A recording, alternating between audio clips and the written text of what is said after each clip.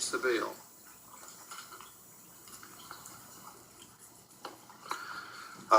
Good evening, Chairman Cook, Vice Chair Giddings, and members of the committee. My name is Lee Kleinman. I'm a member of the Dallas City Council, and I'm the chair of the Dallas City Council's Legislative Committee. Thank you for allowing me to testify in front of the committee for the city's opposition to House Bill 2899.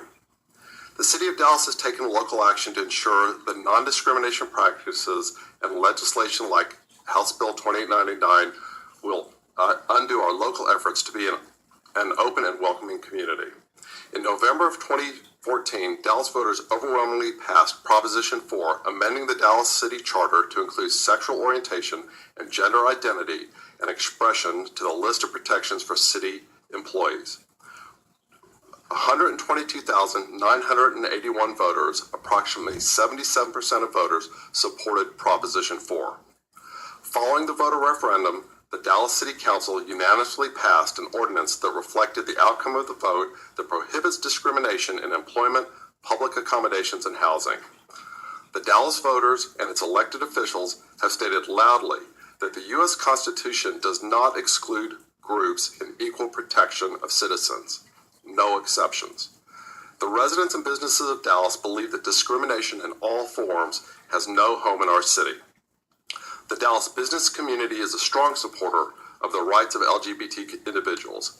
Many Dallas businesses are proud to partner with Texas Competes, a partnership that is committed to Texas that is economically vibrant and welcoming of all people, regardless of sexual orientation or gender identity. Of the 1,200 companies that have partnered with Texas Competes, 288 are in Dallas. In fact, you may have heard of some of them, such as Southwest Airlines, Neiman Marcus, Texas Instruments, Tenet Healthcare, and Dean Foods. Altogether, these 5 companies have about $64 billion in annual revenue and provide more than 240,000 jobs nationwide. Beyond Texas Compete Pledge, Dallas companies also support LGBT inclusion. AT&T, notably number 10 in the Fortune 500 list, with more than $146 billion in revenue and 280,000 employees, has been continuously named one of the best places to work for LGBT employees. Dallas is also a world-class convention and tourist hub. In 2016 alone, the city had over 25 million visitors, creating a total economic impact of $7.6 billion. Notably, the city hosted the NCAA Women's Basketball Final Four earlier this month, an event that brought in an estimated $30 million to our city. The billions of dollars brought in by businesses, events, and tourism are at risk with legislation that would remove the city's ability to protect all classes from discrimination. Make no misrepresentations. This bill is about discriminating against a specific group of our residents. The history of discrimination in the country is long and sordid. Women's suffrage discriminated against 50% of our population. Segregation discriminated against about 25% of our population. Religious discrimination was also prevalent. My family, who's been in Texas for 5 generations, is here because when we tried to come into Ellis Island, we were told too many Jews are in New York. Fortunately, we did land in Texas, a welcoming state. Nevertheless, please do not perpetuate this discrimination. Legislation such as HB 2899 threatens our ability to fulfill what our residents and businesses want: equal protection under the law for all residents, no exceptions. Thank you again, and I'll take any questions. Members, any questions? Philip. Thank you, Mr. Chairman. Lee. Yes. Thank you for being here. You heard the points that were made by Philip Jones in terms of changes that he thought would be changes that would make this bill at least tolerable for Dallas. Right. You heard those. Has the city council considered those, or did you hear those for the first time tonight? I've heard them the first time today. The city council has not considered them. Currently, our position is to oppose the bill.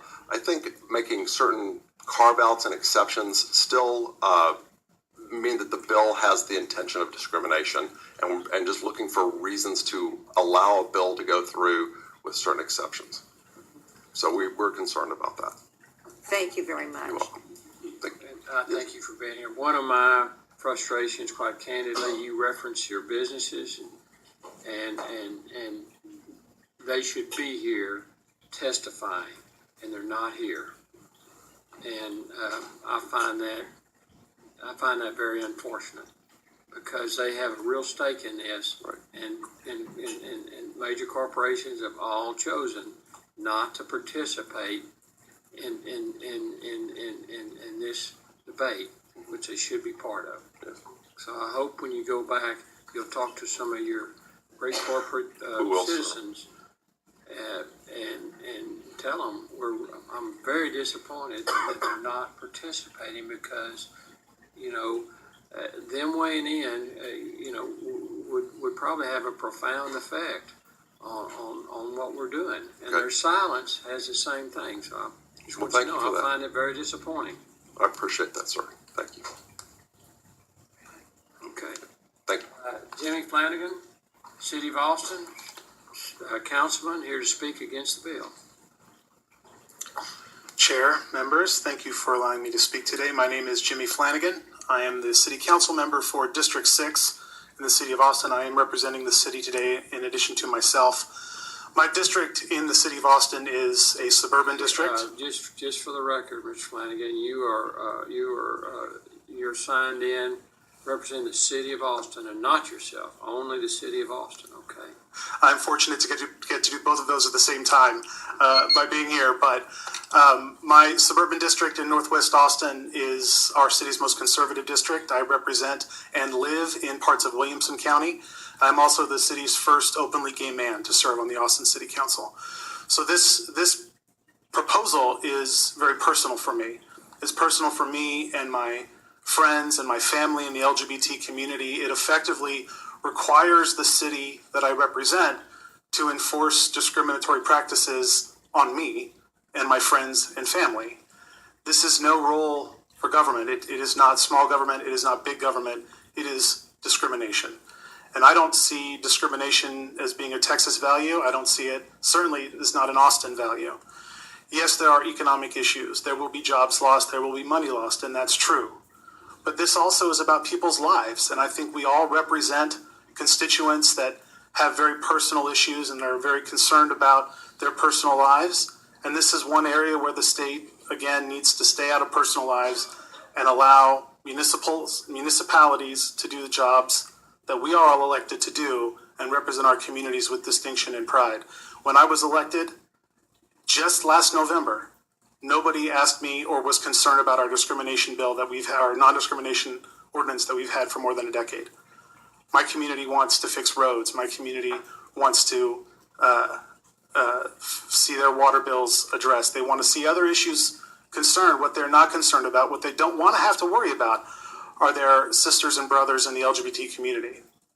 In Austin, we are blessed to be a progressive community. And that's not to say that we don't have, and I don't have conservative supporters, and I do. And they don't want to see this type of legislation either. We don't want to see discrimination enshrined into any Texas law, be it this one or any other. Thank you very much for being here and for your testimony. Members, any I questions? just want to say, Jimmy, thanks for staying late and testifying before us. I appreciate it. Representative, I'm an Austin City Council member. Midnight meetings are no secret to me. That's right. Thanks for all you're doing. Appreciate it. Chris Wallace.